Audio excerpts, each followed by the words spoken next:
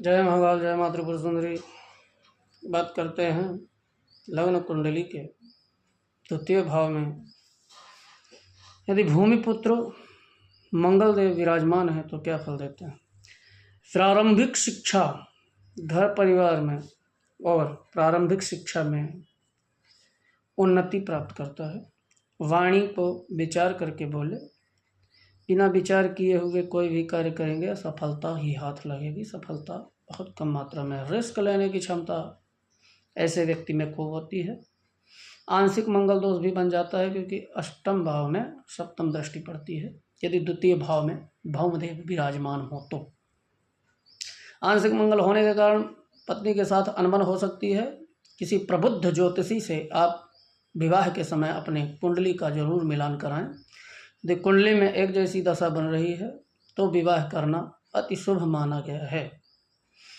आपकी जो संतानें होंगी वो भी मेधावी होंगी क्योंकि पंचम स्थान में द्वितीय भाव में बैठ करके पंचमी स्थान चतुर्थ दृष्टि पड़ती है, तो उसके लिए विद्या बुद्धि और ज्ञान कूट कूट के भरा होगा।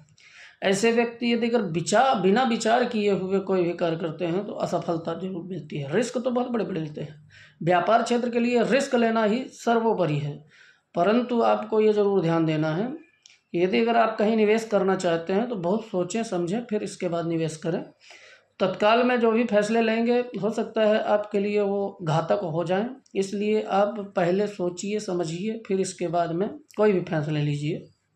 बिना विचार किए हुए थोड़ा रुक रुक करके बोलना सीखें, आपको अति लाभ होगा। क्योंकि मंगल जो होता है ना, क्रोधी होता है, अग्नि तत्व है, इसलिए थोड़ा सा आपको ये चीज़ का जरूर ध्यान देना है कि मंगल यदि अगर आप अपना व्यवस्थित कर लेते हैं और सोच करके विचार करके और अपने मन में गणित लगा करके फिर बात करते हैं तो आपके शब्द भी बड़े क्लियर रहेंगे और दूसरे को समझ में भी बहुत अच्छे से आएंगे।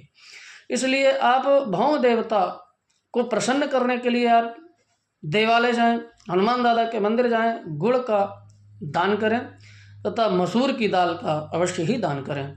उससे आपका भौम देवता मजबूत भी हो जाएंगे और आपको अच्छे अच्छे फल भी देंगे। प्रारंभिक शिक्षा बहुत सुपर होती है।